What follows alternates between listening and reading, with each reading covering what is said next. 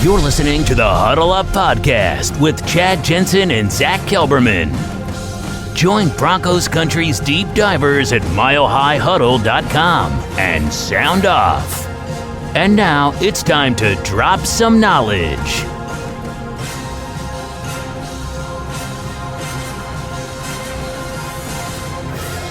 Welcome in, everybody, to the Huddle Up Podcast, presented, as always, by Mile High Huddle, powered by Blue Wire Pods, and I'm your host, Chad Jensen. With me, my fellow football priest and the deputy editor of milehighhuddle.com, Zack Kelberman. Zack, we kind of could guess that it was trending this way, but unfortunately, it does not appear as if Graham Glasgow is going to play this week. We haven't really gotten a whole heck of a lot of rationale or even really how he's doing, what kind of testing. But, you know, there's all kinds of HIPAA things and there's privacy because we're not talking about a knee, right? We're not talking about a broken wrist.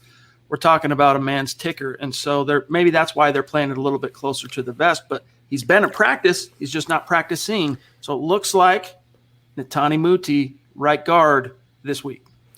Yeah, obviously – and even Teddy Bridgewater said today Graham Glasgow's health is most important. That's second most to the game of football. So hopefully he's getting the test that he needs to get done, and he's recovering well. That's number one. But you wonder what has prompted this. It went from a simple, observation to now he might not be able to practice, might not be able to play. You wonder about the side effects. I'm not going to get into it too much, Chad, of the V word. You wonder if that might be an underlying thing going on right now. I don't want to speculate too much. It is unfortunate because I think Glasgow is going to play well for the Broncos this year, and the offensive line, for the most part, looked good last week. But I am really excited, selfishly, to see Netani Muti play in this game if he does get the start. Again, he is the most powerful player on the team. I think he's the best run blocker, one of the best run blockers on the team, and I think he will pave the way for what could be an easy afternoon in Jacksonville for Melvin Gordon and Pookie Williams.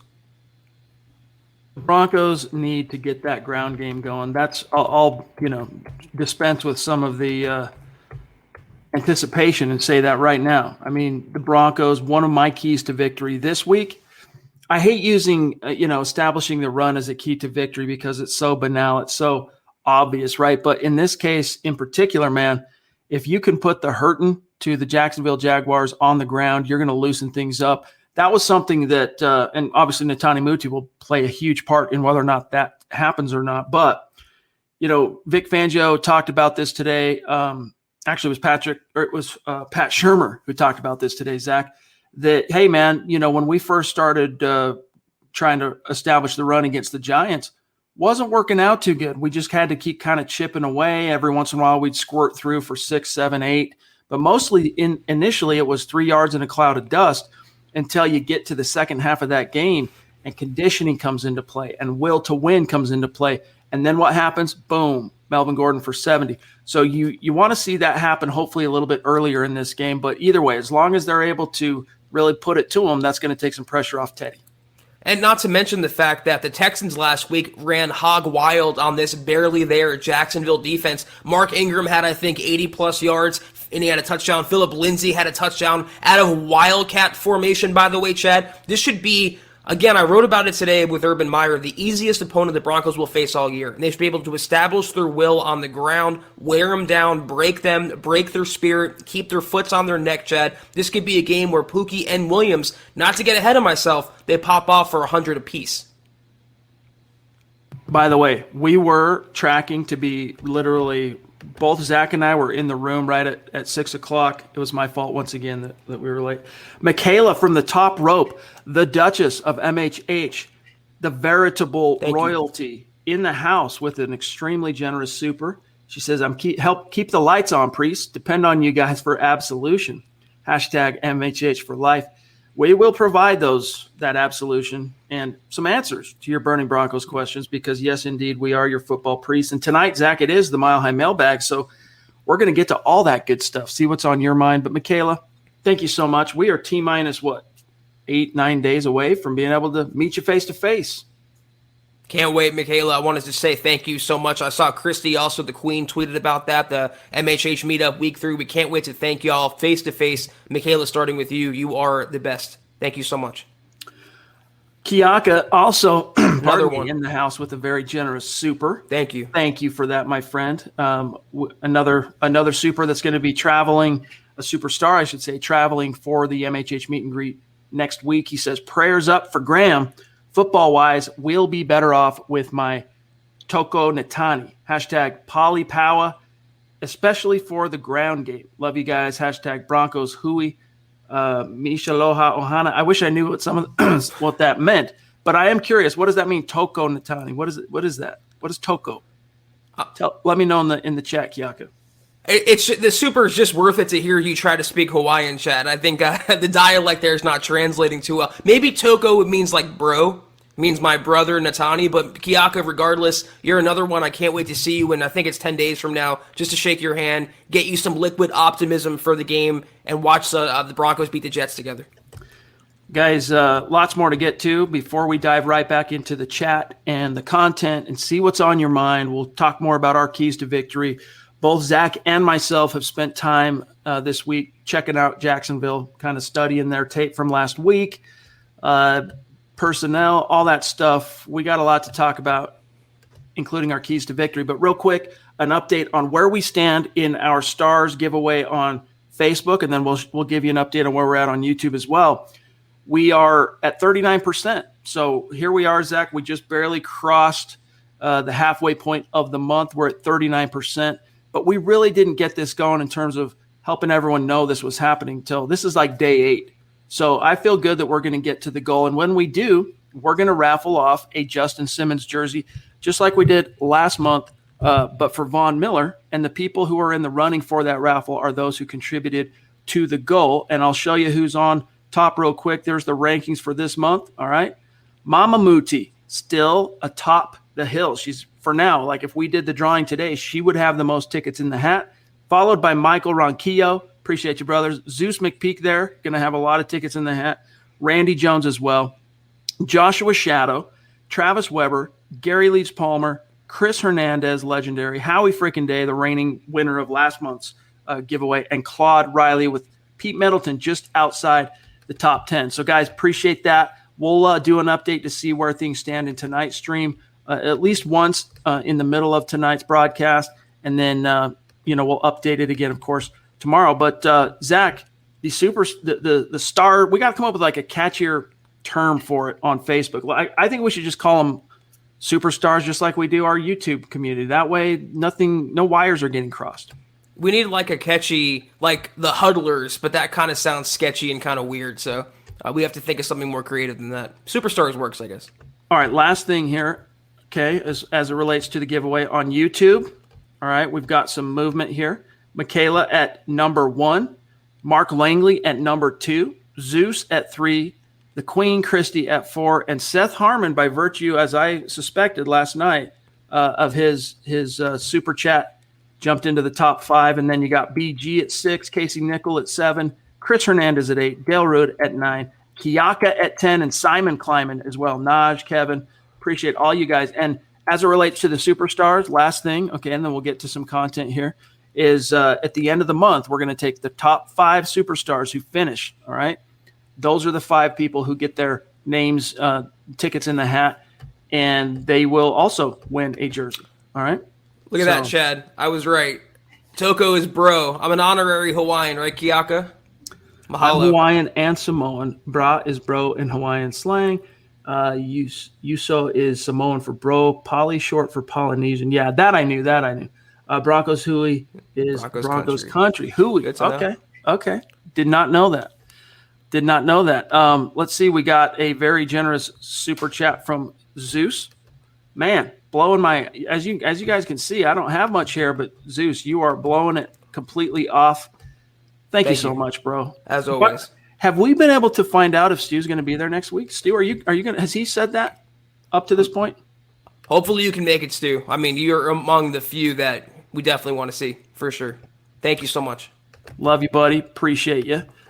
Before we go much farther, guys, we got to also real quick say thank you to tonight's presenting sponsor of the live stream pod, and that's BetQL, guys. We got a game going on tonight, Thursday Night Football. Tons of games going on this weekend between college, NFL. If you want to give yourself the edge against your bookie, against your sports book, BetQL is the way to do it. go download the BetQL app, and it's going to be the only app you'll need to make the smart bets. They have what's called their best bet computer model. What it does is it scans over 350,000 unique bets per year to give you the best bet recommendation for each game across all sports. Gives you the logic, gives you the rationale and strategy behind why you should place a bet, so you're not flying blind. Using that model, Zach, this blew my mind. Just last week, BetQL's best bets algorithm went 13-2 in the NFL, 13-2. So, guys, go download the app on the App Store or Google Play because it covers everything, Zach, from spreads, over-unders, and even player prop bets. That's right. Yeah, BetQL provides the sharp data so you can see who the pros are backing, as well as line movements so you can jump on betting opportunities in real time. BetQL offers team summaries highlighting previous success against the spread and the over-under, as well as breaking news when lineups change and injury statuses are updated. Plus, guys, you can save all of your picks in one place to track your success and winning streaks, as well as view your rank on the BetQL leaderboards. So, guys, again, give yourself that betting edge. Head to the App Store or Google Play right now. Download BetQL. If you're on a browser, you can use our unique link, which is try.betql.co/MHH. But the easiest thing to do to make sure you get that 25% off at checkout is use the code MHH, and you'll get that discount on any of BetQL's subscription offerings. Yeah, last thing, Broncos country, be sure to check out BetQL's BetMGM offer in the description of this video below in order to receive a free year of BetQL. Download the BetQL app and use the code MHH at checkout for 25% off and arm yourself with all the weapons you need to beat your bookie on game day. That's a good feeling, by the way. I'm not much of a bettor, to be frank. I'm not much of a gambling man, all right? But in the few times that I do, when you do come out on top, whether it's a sports bet and you're dealing with a bookie, or if you're freaking at the blackjack table or a slot machine, when you come out on top, man, you really feel like you've beat the system. And so, anyway, as long as you walk away, though, that's the problem. That's the hardest part. It's actually walking once you get up. No kidding. Hey, here's Travis Weber jumping in. Appreciate you, brother. He says, "Good evening, Chad, Zach, Broncos country. I've been out of the loop. I know Hamler blames himself for his drop pass and Judy getting hurt. He shouldn't. Stuff happens." Yeah, he did. According to him, he blamed himself for a time. But my guess is Teddy Bridgewater probably helped disabuse him of that blame, perhaps offering some absolution himself. Actually, Jerry's the only one that can offer any absolution to KJ on that front. But I don't know, man. It was kind of cool to hear, Zach, that KJ Hamler walked into the locker room after the third preseason game, and his locker had been moved. He's like, "Yo, where's my locker?" Right next to Teddy. Teddy had the people move his locker right next to Teddy Bridgewater, which, he went on to say, did KJ, that it's like a big brother relationship. And sounds like it's really helping to, it's really helping KJ. And that's the kind of leadership dynamic, that swag that Teddy brings to the table. I think Hamler on his own as well is approaching it the right way. I mean, he fessed up to his mistake. He went out there and shagged about 100 over-the-shoulder balls to kind of never do that again and get his body rhythm down. And he also, made it in perspective. He said Kobe Bryant missed shots. He had bad games. He did not ever shoot again. He got back on the court and kept going. And that's how you get better. And the next time, and I said this yesterday, the next time they throw a long pass to him and he's wide open, he will not drop the next one. He needed to drop that one in order to never do it again. So he's going to become a better player because of that. Fernando, what's good, buddy? Yep, he just heard that Ronald Darby, Broncos corner, who they just paid, they just guaranteed $19.5 million this past spring on a 3-year deal worth $30 million. Unfortunately, suffered a relatively severe hamstring tear toward the end of the Giants game. We learned, by the way, Zach, from Fangio this week that didn't come as that much of a surprise, because apparently he'd been dealing with a little soreness in his hammy, but it is the regular season. It wasn't debilitating, so they rolled him out there, ended up tearing something. So, yeah, he'll be on IR. And what that means, Fernando, is the Broncos will be able to bring him back from IR, but he'll have to be on IR for at least 3 weeks, FYI. Same with Jerry Jeudy. Yeah, and I think he'll be week to week after that. So he's not a guarantee to come back after that window opens for him again. And, he's Ronald Darby. That's what he's proven to be in the NFL, is a very injury-prone defender. And the Broncos were hoping, they kind of panicked, bought Ronald Darby's stock, hoping they would get the 2020 version of that stock, and they got the pre-2020 version of Ronald Darby. And that's what he is. So when you invest in historically injured players, you can't act surprised when those players get injured again. It happens to the Broncos every single year. Ronnie wants to know why no hat. You see, Zach and I were laughing about something similar before we went live, how our audience gets a little tweaked out and thrown off their, they split their differential, right? Tip when we switch. Like if I'm on the right and Zach's on the left, it throws people off. Y'all go crazy. If I'm not wearing a hat, people notice this. The reason why, my friend, is I'm on a road trip visiting family today, going home tomorrow. And the simple answer is I forgot to pack one of my hats. So you get the bald Jensen here tonight. Albert, what's up, dude? Good to see you, brother. And looking forward to seeing you and your very sweet wife, Michelle, next Sunday. Nathan, what's good, buddy? Appreciate the super. Will the rain in Jacksonville lead to a run-heavy offense? And if so, will our guards be able to handle that? Great show. Bros. Odds are, yeah. I mean, if it's raining, it's gonna slant toward a more run heavy type attack. But they call him Teddy Two Gloves for a reason, and that helps him as far as being a rain quarterback. Now that doesn't necessarily help the receivers, but almost all receivers now wear gloves, so it might not affect the Broncos when you talk about rain and weather, Zach, because Teddy wears two gloves.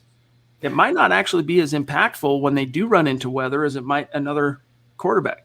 Well, as someone intimate with Florida weather, Chad, it could be rainy but also very humid. So it's going to affect Teddy Bridgewater, Trevor Lawrence, and every player that takes the field. So Melvin Gordon has to really clutch that ball with two hands as to not fumble it again. Same for Javonte Williams. Same for any player that touches it. It could be a game of attrition, and whatever team doesn't turn the ball over is the team that can come out on top, weather contingent. Travis, good to see you, buddy. Travis Tarbox, Evening Priest, Broncos Country, ready to watch our Broncos' second win of the year. Yes, indeed. And then Tarbox, after Travis, was Travis Weber saying, hey, guys, are we not on where we can give stars? What time was that? Yeah, you should be able to, bro. You should be able to. It's streaming. As long as we're streaming, you should be good to go on that front, my brother. Here's Sam Bam. Good to see you, Sam Bam. Yeah, I noticed that. I actually remarked on this very topic last night after the stream. I'm like, I wonder where Sam Bam's been. Here he is. Speaketh of the Sam Bam, and his ears shall burn, and he enter Sam Bam. Come on, Chad. Sam. Bow, bow, bow. It was a softball. Wait, was that the wrong riff? I did. I just did a different Metallica riff. My bad. Hey, guys, says Sam. Sorry I haven't been as active recently. Gotta bail early again tonight, so can't make it through the show tonight, but I will be back soon. Hey, it's all good, bro. Don't worry. We're just stoked to have you with us, and thank you for that support. You pop in for a sec, throw up some super chat money, and hey, man, we do appreciate that. It means a lot. Thank you, Sam. Also, Antonio, another longtime superstar. Been a minute since I've seen him in the chat. What's good, buddy? He says it should be an easy win on Sunday. With the players we lost, our team has depth to still be strong. Yeah, but you can only withstand a week one type scenario of losses in terms of personnel so many times before that depth not only gets tested but goes away. Now all the depth that you had's on the field, and so you're hoping and praying to the football gods, knocking on wood as I even say that nothing more comes of it. But yeah, let's just hope they can stay healthy this week, Zach, because basically 3 starters going down last week. When you count Graham and his issue there, not good. I mentioned war of attrition for this game, but it's really a whole 18-week, 17-game war of attrition now in the NFL. And that's why having solid second and third string players, as the Broncos do now, unlike years past, will serve them well. But in terms of this game, Chad, we have to be realistic. It's Jacksonville. They really can't scare the Broncos on offense or defense. Without Bradley Chubb, they can win this game. Without Jerry Jeudy, they can win this game. I don't want any injuries, obviously, for the further games for Week 4 with the Ravens and beyond that. But this is a game the Broncos should be able to win handily if they play up to their potential, depth or not. Hey, Brandon Hardin, Bama Broncos. He thinks that the Broncos are going to win this one easy. And it might shake out that way, but guys, I'm telling you, you don't want to overlook any opponent in the league. And Trevor Lawrence, he's going to pop.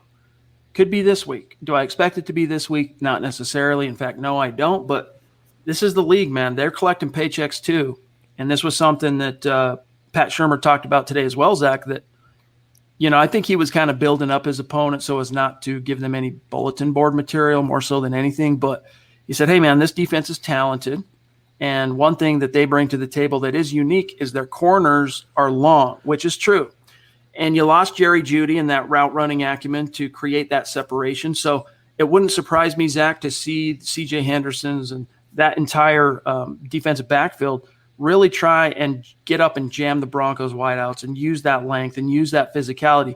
Cortland Sutton has proven that he can get off of press, all right? KJ Hamler, a little 5'9", maybe 5'9.5". That's not something he's proficient at quite yet. So don't sleep on Jacksonville. I predict a win. I'll save my final score for the Mile High Roundtable article tomorrow at milehighhuddle.com. But, Zach, I'm predicting a win, but don't get too far out over your skis, guys. It is the league. Yeah, I mean, I'm never looking any opponent in the NFL. Any given Sunday is more than just a great movie. But if you think about it logically, okay, let's say they shut down KJ Hamler, or they shut down Cortland Sutton. Can they stop Melvin Gordon? Can they stop Noah Fant? Can they stop Javonte Williams? The Broncos, Alberto, the Broncos, Tim Patrick, they just have so many players, the Broncos do, that the Jacksonville defense, as it's constructed, can't really counter. And on offense as well. I mean, the Jackson, they have Trevor Lawrence, they have Robinson, they have a couple good receivers. But if you stack up the Broncos roster, player versus player, mano a mano, Chad, it's no contest. This is why the Broncos are 6-point road favorites going into this game. There's a reason why they should be able to win handily. Just because of recent history, I'm just not ready to 100% give the Broncos that benefit of the doubt. Just because how many times last year, I know it's a different team. We've seen it with our own eyes now, at least one game. It does look like it's a different team. Vaughn has said, hey, this is a different team. But how many times, Zach, did the Broncos go into a game, even just last year, where they were favored to win? Wasn't too many, but then they don't win the games they were supposed to win. Makes you not – it leaves you kind of shell-shocked, right? Like battered and unable to fully trust them. So I do predict a win. I'm just not ready to hey, the better said it's -6, so yep, guaranteed Broncos win. I can't go there with you. Maurice wants to know, Priest, where is our dreaded trap game this season? I'm thinking the Jets. Zach, I agree. If there is a trap game on this schedule where you're home and you should cruise to a comfortable win, it's probably week 3, although that early in the season, right, exactly. I don't know if you can call it quite a trap game. That was exactly my point. My definition of a trap game, it has playoff implications. So I think the Detroit game later in the year would be the trap game for Denver. That's a really crappy opponent, for lack of a better word there, with the quarterback the Broncos should feast on. You can say Jacksonville's a trap game, but in week 2 or week 3 against the Jets, way too early. I think Detroit, top of my head, weaker opponent later in the year. If they're in the wild card hunt, they blow that game. It could be ugly. Yeah, that's week 14, FYI, gang. That's more like it. Leroy, what's good, buddy? Appreciate you being with us. He says, Mile High salute, guys. 2 questions. Do you have full confidence in PS2 starting this week? And do you have full confidence in the receiving core to get the job done without Jeudy? Because I'm hearing Sutton is having knee issues again. I have full confidence, Zach, in PS2, and I have no doubts on the depth of the wide receiving talent on this team. It sucks losing Jeudy, but I don't know, man. I'm with the way Teddy has taken an interest in KJ Hamler, I'm thinking that he's going to be the biggest beneficiary. Is that right? Yeah, beneficiary of Jeudy going down. I think they're going to force a couple to KJ to make up for last week and to prove that his hands are not made of brick as they were on that one drop.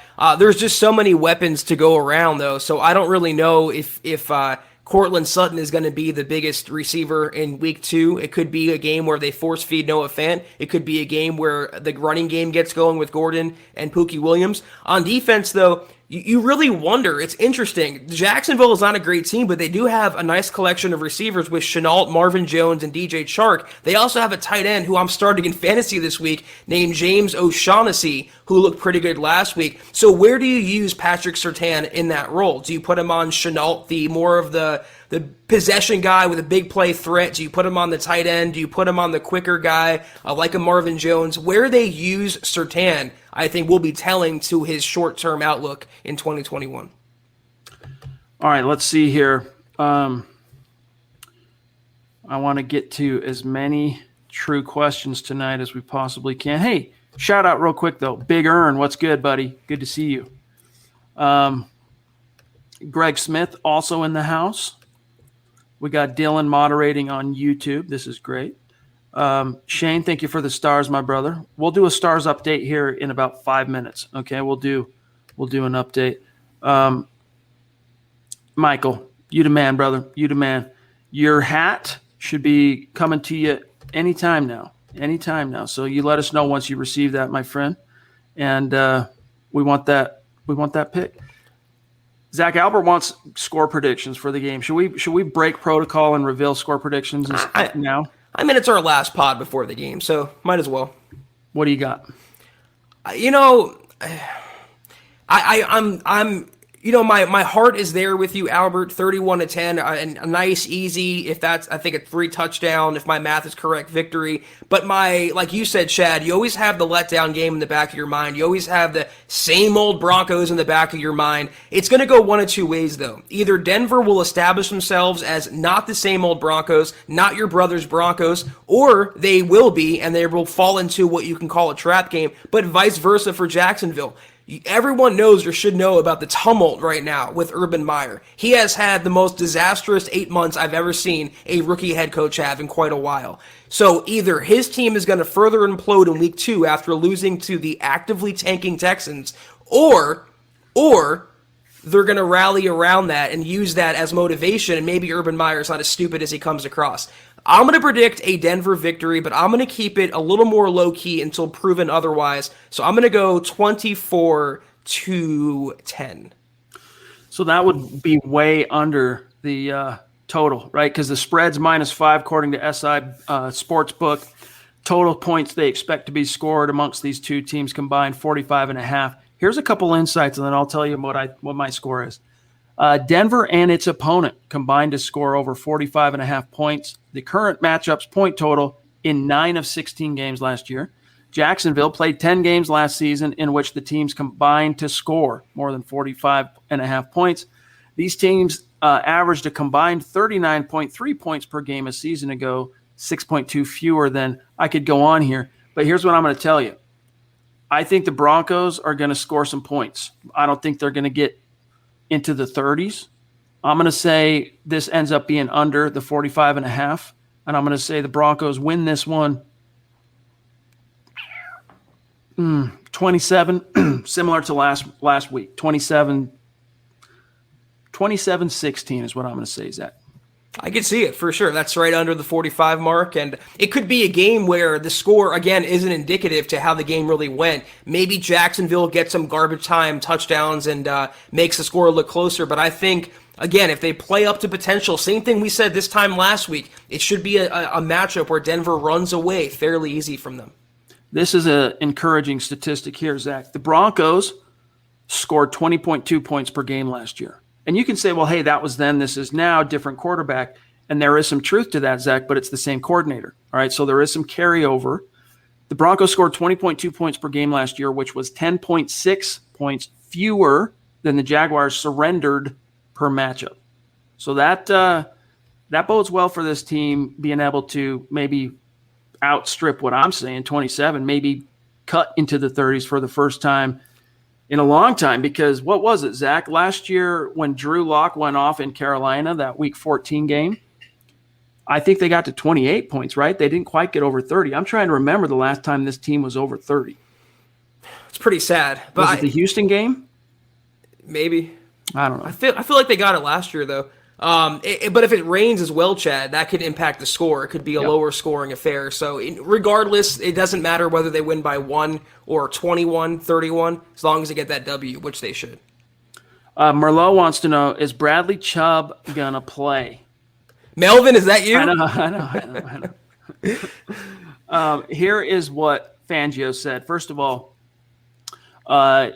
Chubb went from limited yesterday to limited today as well.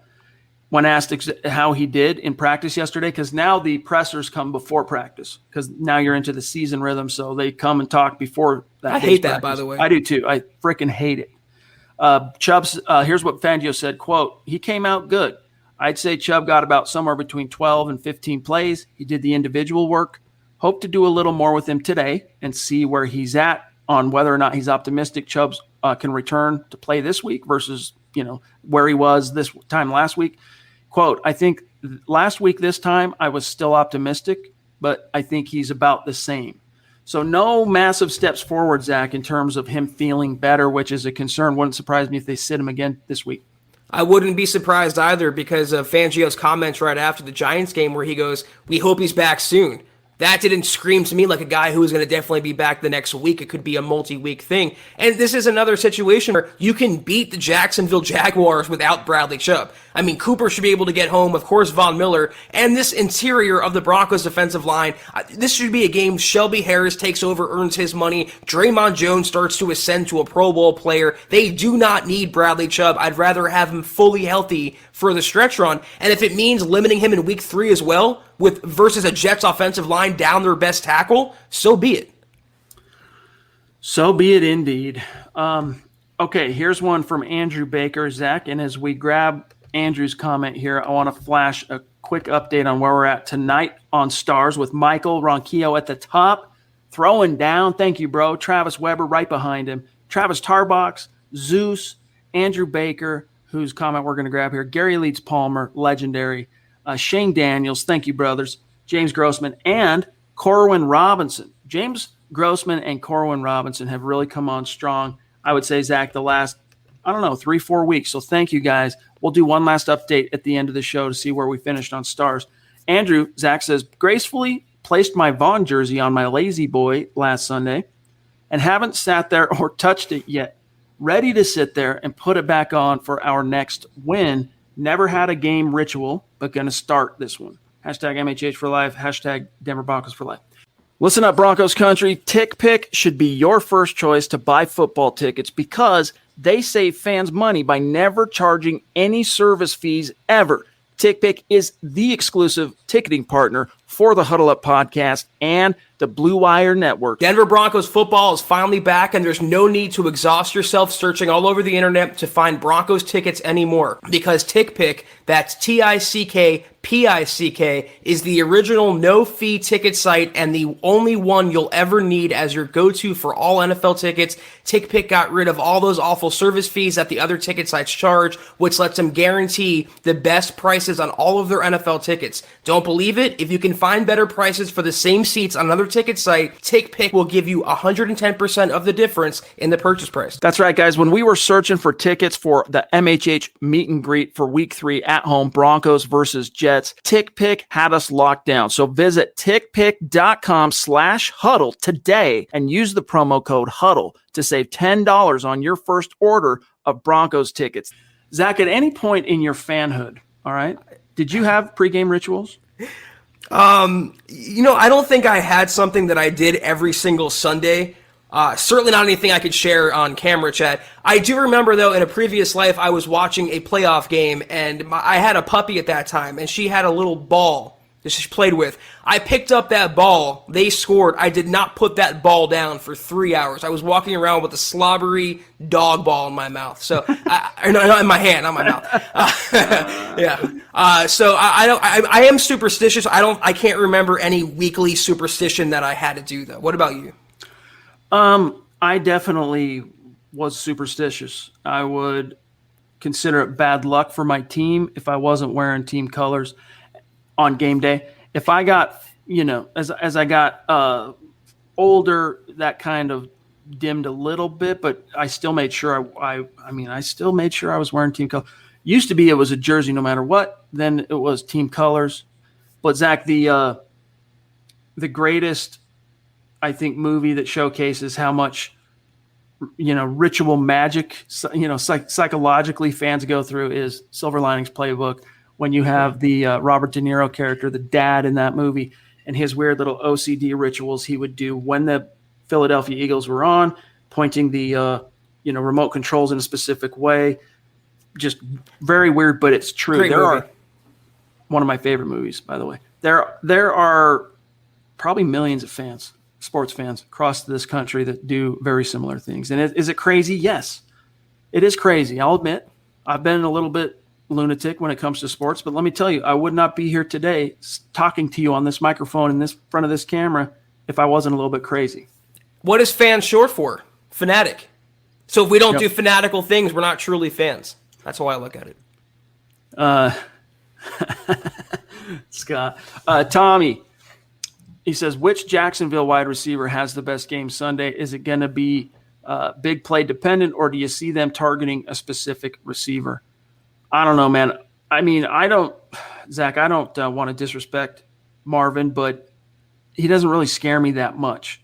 To me, it's shark or bust. Like, I think you'll see a few gadget plays to LaVisca, but to me, it's all about if Trevor Lawrence is going to have a day through the air, it's Chark and it's that tight end. I just spaced his name out. O'Shaughnessy. Is it O'Shaughnessy? Yep. I'm starting him this week. So either way, but I think he used the tight ends quite a bit last week against Houston. So I think that's his kind of security blanket right now. Chark, tight ends.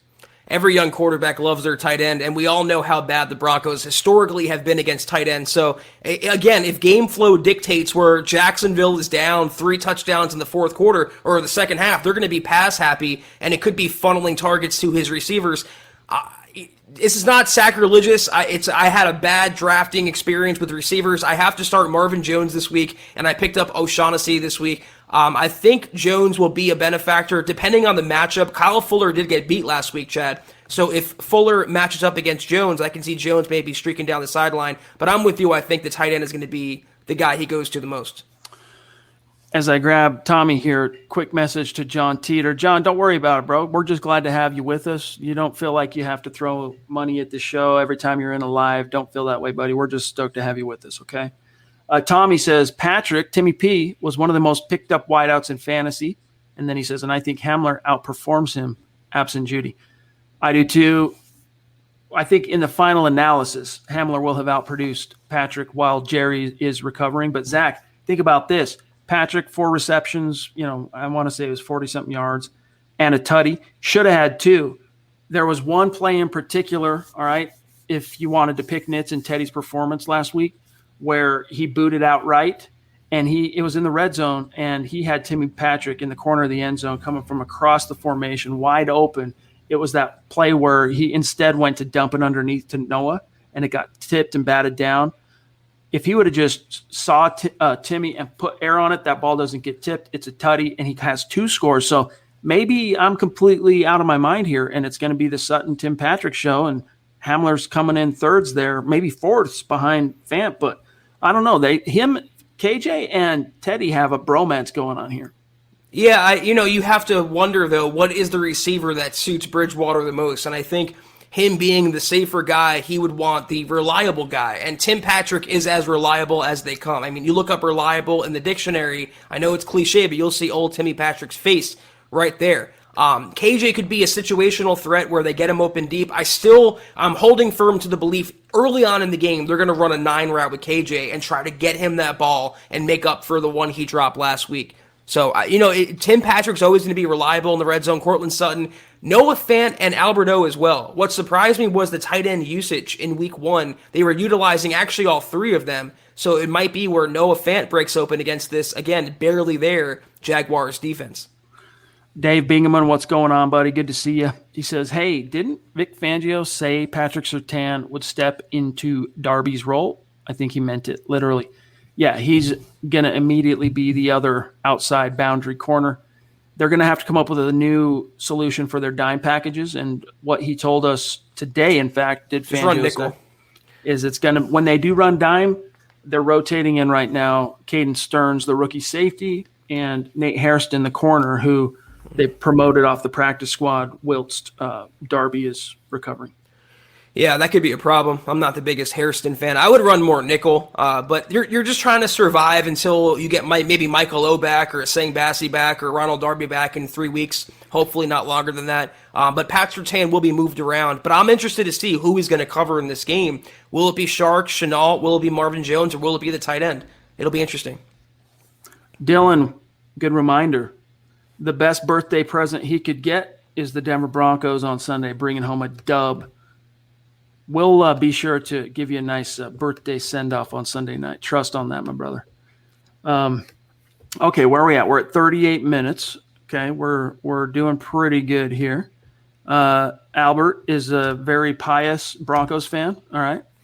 He wears his Bronco tie to church in Missouri.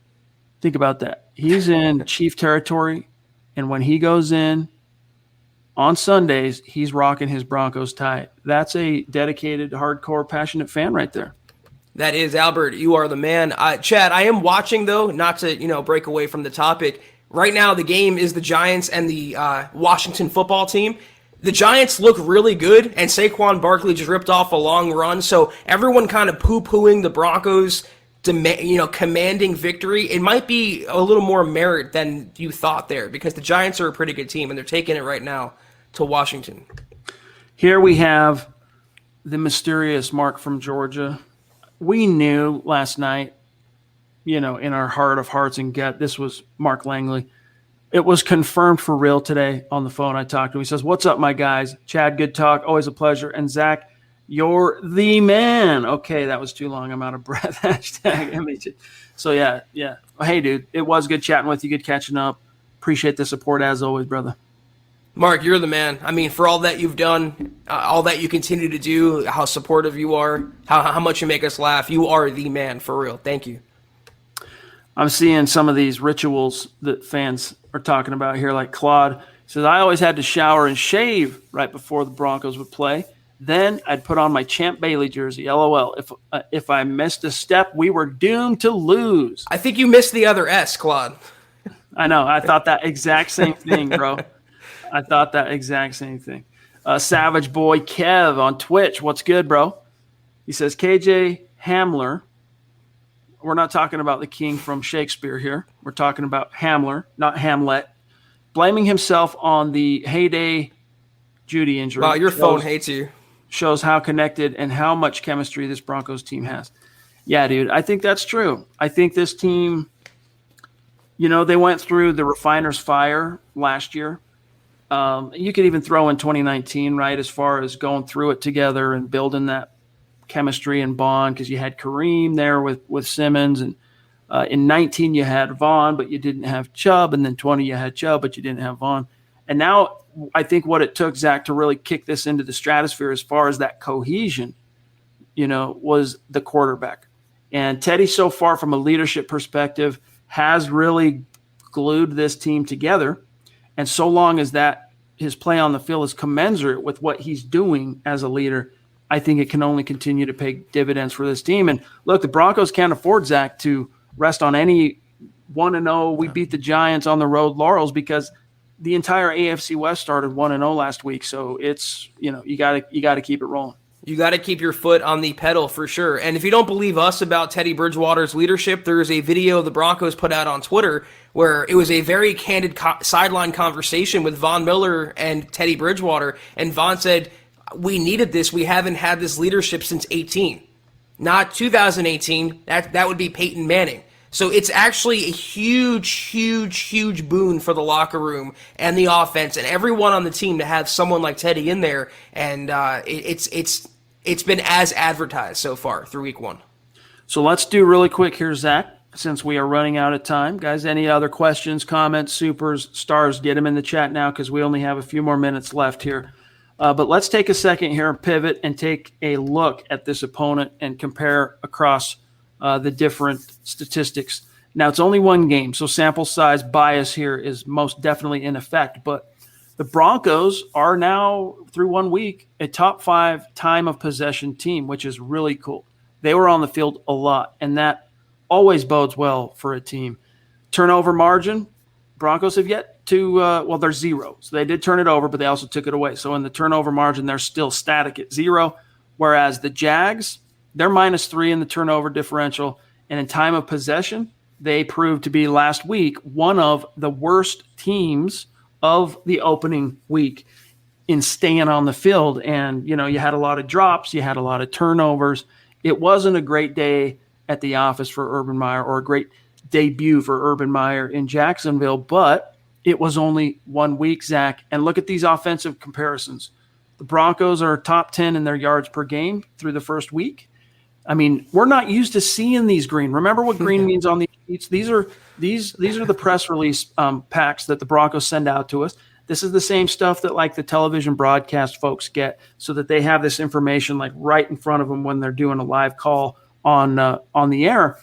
And green signifies a top 10 ranking, black signifies middle of the road, and red signifies bottom third. We're not used to seeing green anywhere near the Broncos offense. And look at this through 1 week, Zach. Top 10 in yards per game, top 10 in yards per play, top 10 in rushing yards, top 10 in had interceptions. They haven't turned it over on an interception yet. Top 10 in giveaways, and top 10, Zach, in third down percentage. The only thing keeping this from really blowing my hair back is they're not top 10 in red zone. Yeah, but regardless, though, your top 10 in the categories you just rattled off there, that's a playoff team. For sure. That's a 10-win, maybe even 11-win playoff team. And you add in the defense, and we're going to see some more green coming soon right now. If you can sustain it. Exactly, Zach. If you can sustain it, those are playoff numbers. Meanwhile, real quick, Jaguars, middle of the pack on those first 4 categories: net yards per game, yards per play, points per game, rushing. Passing, there was a lot of garbage time throwing, right? I mean, he went, 51 attempts? So that's kind of an inflated number, but it is top 10. Picked off 3 times, which is tied for the worst in the league through 1 week. Sacks allowed, though, Zach, he was only sacked 1 time. 1 time. Interesting. And then red zone, they're 100%. Now, I'm going to have to go back and look how many times they made it to the red zone off the top of my head. I think it was probably one once. trip, wasn't it? It's gotta be. Either way, this is what I mean by statistical body of work bias. When it's only 1 game, you cannot jump to conclusions, because this could all be fool's gold on both teams here. Plus, who do the Texans even have that would sack Trevor Lawrence? I mean, the Texans defense is a far cry from Denver's defense, so I think that number will change after Sunday. Look at all that red and black for the Jags defense, guys. I mean, that ain't good. 449 yards to the Houston Texans. We're talking about the Texans here, guys. And you know what?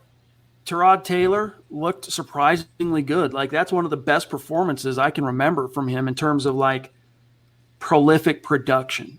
They were scoring every time you turn around, they're freaking scoring a touchdown or a big play. And you're going, wait a minute, is that Deshaun Watson? No, it's Tyrod Taylor. So another example of probably fool's gold on the Texans side of things here. So you don't want to jump to conclusions. But Zach, points per game, they gave up 37. Net rushing, they gave 160 yards. And look, the Texans have a pretty formidable running back, 3-headed monster there. Plus, I mean, third down percentage, there's only 3 teams worse than them. And that plays right into what the Denver Broncos strength is. I mean, look at all that green, Zach. This is a defense, I think, even missing Chubb again, if it happens this week and they sit him, even missing Ronald Darby, I think they are set up to continue this kind of production in week 2. You're not going to have a good time if you're giving up 449 yards a game and getting no takeaways and allowing 57% of third downs to be converted. That's absurd, Chad. What are the Broncos on offense? Weren't they 47% converting third down? So this should be a game where they move the ball at will and they don't get the ball moved on them. The only red I'd like to see is by Tanner right here, Chad, with his generosity. That is actually incredible, Tanner. Dropping a huge super. He goes, wow. just showing some support. Bigger super coming in a few weeks. Thank you, Tanner. Love the pods, as always. Watching after I get off work. # state of being. # Broncos for life. Wild, Chad. Thank you, bro. Tanner, you the man. Thank you very much, my friend. Remind me what your Twitter account is. Is it the Von Chubb one? I think it is, but confirm, all right, in the chat. But wow, dude, thank you so much. Thank you. It really does mean the world to us, brother. Thank you. But Zach, one thing I want to point everyone's attention to here, and then we'll come off this these stats here, is the Broncos defense. If they had a peccadillo last week, they weren't so hot on third down getting off the field, dude. They only got off the field on third down half the time. So that's a number that absolutely has to improve if this defense is going to fully realize its potential in 2021. Yeah, they definitely have to. And I don't like seeing those special teams numbers as well, Chad. I mean, 39 gross punting average for Sam Martin, 38 net punting average. No, I mean, I guess they didn't take a kick return in that game, did they? Did they even have a kick return? Now. No, they didn't. That's why there's 0. And then they allowed 33 kick return average against. So there's a lot more red than I want to see there, and it's another area where even through week 1 and the numbers are so skewed, Tom McMahon's unit is by far the worst of the big 3. It's wild. But look, here's one last thing that speaks to this team kind of getting its poise back. They only were penalized 5 times were the Broncos last year, which is tied for the 6th fewest is the way to look at this stat, the 6th fewest in the league. So 10 times for Jacksonville. That's encouraging, bro. And then last thing here, and then we'll come off of this, all right? I just want everyone to see the statistical leaders for these teams. You got Teddy, 264 yards, Lawrence, 332. You know, they had a hard time getting anything going on the ground, Hyde and Robinson, because they were put in a hole pretty quick. Chark, Jones, 77, Chenault, 50, Fant, obviously number 2 so far. Patrick, 39 yards, 4 catches, 4 targets, 39 yards, and a touchdown. And then, of course, Von Miller with 2 sacks. And there you have it. So, Zach, with that being said, and we'll come back to the chat to grab Brandon, and then I'll ask you about your keys to victory. Brandon, throw that back up. What did he say? I missed it. How Hilton? Hinton. Yes. How is Kendall Hinton as the 4th wide receiver? Probably try the 5th. Probably. Deontay Spencer probably has him on in terms of seniority on the depth chart, but I don't know what to expect there, to be frank with you, because in training camp he looked really good. A lot of buzz about Kendall Hinton as a wide receiver this summer in training camp, but he did not convert that to preseason production, Zach. So I don't know. We'll see, man. We'll see if and when his number gets called to get out there on offense, if he can make some hay. I think in fairness to Hinton, though, there's just only so many balls to go around, and Trinity Benson was absorbing most of the spotlight. So there was one breakout guy, it was Benson, but Hinton had a great training camp as well. He was called up to the active roster, I'm pretty sure, after Jerry Jeudy's injury. He might be, like Chad said, though, inactive for the game, if only because they have their receivers and they like Deontay Spencer as the punt returner. So if they dress 5, I think he'll make it, but they might not need 5 receivers to beat the Jaguars defense. By the way, this is good from Scott relative to the whole sample size bias thing. He says, with a small enough sample size, I can prove any point that you want, which is true. So more information comes. It is Von Chubb, Tanner Hulse. Okay, good. Here's Pat Kirsch. Hey, guys, how do you guys feel about Melvin Gordon after that 70-yard run? It was the fastest speed for any run the first week. I didn't know that as far as the fastest, but Zach, I know you said earlier this week that he surprised you with his breakaway speed on that play. But at the same time, guys, as much as I concur that was impressive, took some good vision as well. That play was so well blocked up. Yeah. I mean, today Eric Churchill published a film breakdown on Graham Glasgow's day at the office. Now, remember, he only took himself off the field for, 3 snaps, I think, despite having all this weird stuff going on with him. He finished that game. In fact, Pat Shurmur called it heroic today. So, props to and big ups to Gigi. But he made a beautiful block on that play, sealing off the nose tackle. You had the tight ends, Albert O anyway, nice block. The right tackle, Bobby Massey with a nice block.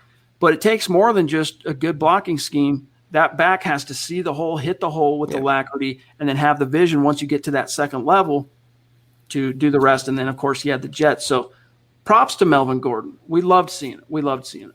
I want him to prove me wrong. I want him to run like an $8 million a year running back, because that's what that's what the expectation is when you're paid that sort of price tag. I didn't think he had that in him, Chad. I thought that those days were behind him. It helped that the Giants defense could not tackle at all afternoon. But when he got free and he ran down the sideline, it surprised me. I want to see more of that going forward, because the Broncos offense, it would be a new level if Melvin Gordon is ripping off 70-yard touchdowns and you bring in Pookie and then sprinkle in the pass on top of that. That's high octane. Aaron Peluso, this is 2 nights in a row, man. Thank you very much. Really cool to see you come on strong. Welcome. Make sure you connect with us on Twitter, because we like to shout out our supporters after each show on Twitter. Tag you. So he says, I'm excited to see Muti get the start this weekend. I have high expectations for him being a longtime starter for us. Denver Broncos for life. Yeah, look, I mean, as much as I like Graham Glasgow, Zach, I mean, he came here, signed a big fat free agent deal, and he's really struggled to stay on the field consistently. Now, contracting the virus last year, getting banged up, I mean, that's not anyone's fault. These are like happenstance, bad luck type of things. But sometimes that follows a player around, and in the case of Graham, it's not very auspicious that it starts out his season starts out this way after last year. So you could be right, Aaron, that Netane Muti ends up being a longtime starter for the Broncos. Dalton Risner's not going anywhere, at least not this year and not next year. He's playing out his rookie deal in Denver. He will be the starting left guard between now and the end of his rookie deal. If he ends up getting extended, we'll see. He wasn't too good last week either, to be frank with you, Dalton Risner. But it's going to be cool to see Muti, and I think the hopes are high. Phenomenal run blocker, or he can be. Really good when you get him out in space pulling, stuff like that. But the key, Zach, is going to be, has he improved as a pass blocker? That's going to be the key. And also when you keep in mind that he's sandwiched in between a new right tackle in Bobby Massey and a center who's not exactly a Pro Bowler. He's still a young center learning on his own as well. So right guard could be a tricky situation for a still developing player like Netane Muti, but it could be a blessing in disguise if Graham Glasgow goes from starter to $11 million a year backup, because Muti's ceiling is so infinitely higher, especially as a run blocker. And if you can't cut it with Mike Munchak and you can't cut it with players like Dalton Risner, like Garrett Bowles, I don't think you're going to cut it in the NFL. I think he has a great opportunity here, Netane Muti, and I believe he'll develop into a starter. Pro Bowl guy after one game, I don't know. It's going to be up and down as every player goes through the roller coaster. But long term, I think he's definitely the right guard of the future. Fernando, what's good, buddy? Appreciate you being with us once again. He says, out of Darby and Judy, which is the bigger loss? Would also love to see Caden Stearns get some playing time. Yeah, I think that's going to be the first guy into the breach on dime. So I think you will see some Stearns. Deja vu. On defense. But what's your answer here, Zach, for Fernando? Didn't we get this question last night? Literally the same question. It was Judy and somebody else. I thought it was the same, but I think Judy is the bigger loss because, again, he was your wide receiver one. I love Cortland Sutton. I mean, love with a capital L. But the chemistry that Judy had with Bridgewater was tangible. He still finished the game despite his injury in the third quarter as the Broncos' leading receiver. So when you lose your wide receiver one, that's worse than losing a cornerback that's maybe your cornerback 2 or 3, if you think about it realistically. Yeah, I agree. All right, let me see here. We're about out of time, gang. Let's grab one from Jay Roper, very consistent in the chat. He says, hey, if Teddy gets 400 yards passing in this game, will you do the worm on camera? What's the worm? The belly dance? Oh, shoot. 400 yards? I mean, I could try. I don't think it'll look too good. It'd be pretty ridiculous. But that's the point, I guess, right, Jay? I don't know about the worm, dude. Come up with something else. Come up with something else humiliating. All right? The worm, I don't know. How about this? If Teddy gets over 400, I'll while we're live, dude, I'll drop some beats on my drum set in the studio, and you can just hear me throw some beats down, which is like my interpretation of the worm on a drum kit. How's that sound? Sounds good. All right, guys. We are about out of time here. No, definitely not, Jay. Ain't happening, my dog. Definitely not. This is a family-friendly program. Hey, guys, before we get out of here, we got to say thank you once again to our sponsor, BetQL, the only app you need to beat your sports book. Be sure to find BetQL's information in the description of this video, along with the code MHH for 25% off at checkout. And also, do not forget the special BetMGM offer in the description. Receive a free year of BetQL and other sportsbook sign-up offers and bonuses. Zach, as you go through the final rundown here, I'll get queued up how we finished on stars for the night. Y'all, are you watching this game, though? Terry McLaurin is a beast, man. Wow, I hope he gets better quarterback play. But yeah, this was the Huddle Up Pod, guys. We are off until Sunday afternoon, directly after the Broncos Jaguars, what should be a victory for Denver. In the meantime, until we see you guys next time, be sure to follow the Huddle Up Pod on Twitter at Huddle Up Pod. You can follow the main mothership account for all your Broncos news, analysis, rumors, film breakdowns, and so much more at Mile High Huddle. You can follow Chad on Twitter at Chad and Jensen. You can follow myself at Kelberman NFL. If you haven't already, go to huddleuppod.com and get your swag on. You can get a dad hat. You can get a football priest hat, football priest shirt. Anything and everything that tickles your fancy is in that store. Also, facebook.com/Mile High Huddle. Hit that big blue button. Become a supporter. We have a new KK coming this weekend, Kelberman's Corner. We have a new Broncos book club, new Trickle Zone on the way, exclusive content, $5 a month. It's very much worth it, I promise you guys. Also, facebook.com/Mile High Huddle Pod. And if you haven't already, go to Apple Podcasts and leave your football priest a five-star review for a chance to win some swag each and every month. We appreciate you. But if you can't do any of those things, we ask these 3 things that take a few seconds. Subscribe, like, and share this video and every single video you see on the MHH channel. It helps us grow and reach more Broncos fans just like you. Hey, Clifton, what did you got? Or what do you have, Clifton? Oh, I missed it. Where'd he go? There he is. Clifton, what's on your mind, dude? Hurry and hit it. If you can put it back in the chat. Sometimes the chat's just hot and heavy, dude. We can't get to everybody as much as we love to, even on a Mile High mailbag night. Put it in the chat, and we'll try and get it before we dip on out, okay? Guys, quick shout out to each and every one of these great supporters. How tonight finished on the stars. Michael at the top, really flexing hard. Thank you, bro. Travis Weber, Travis Tarbox, the Travises at 2 and 3. Zeus 4, Claude 5, love you, Stu, love you, Claude. Andrew Baker right there at 235. Gary Leeds Palmer, Shane Daniels, James Grossman, Steve Lazewski. Guys, if we missed you, just know we love you. We appreciate you. Thank you very much for the support. We will make sure you tune in tomorrow night for Dove Valley Deep Divers, and they will do an update, I'm sure, on where things stand on the giveaways. All right. All right, Clifton, what do you got, dude? No Cushenberry backlash versus the Giants. Must be making progress. Well, I don't know. Did you not read any of Trickle's grades, man? Like Trickle's grades, let me see if I can find it right quick. He did not have a great game. In fact, I mean, Graham Glasgow had some shining moments, but he wasn't super consistent. Dalton Reisner was very inconsistent.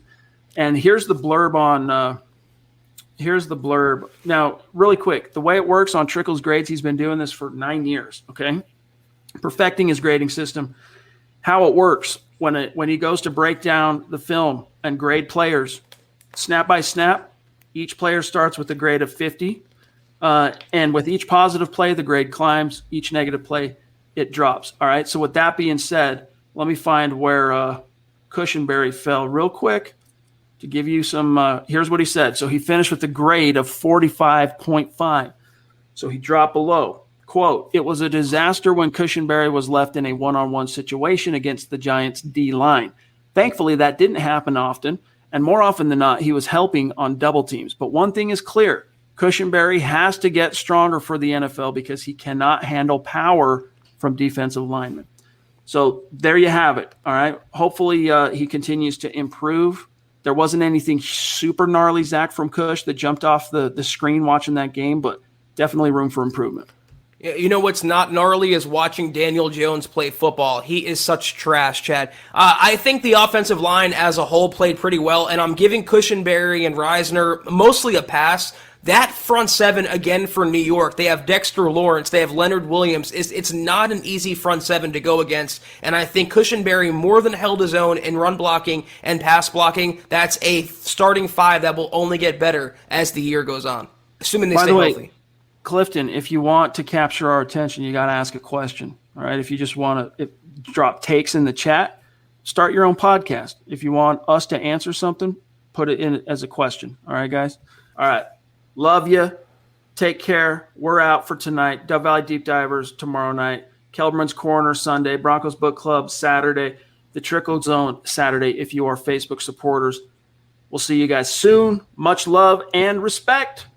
You've been listening to the Huddle Up Podcast. Join Broncos Country's deep divers at milehighhuddle.com to keep the conversation going.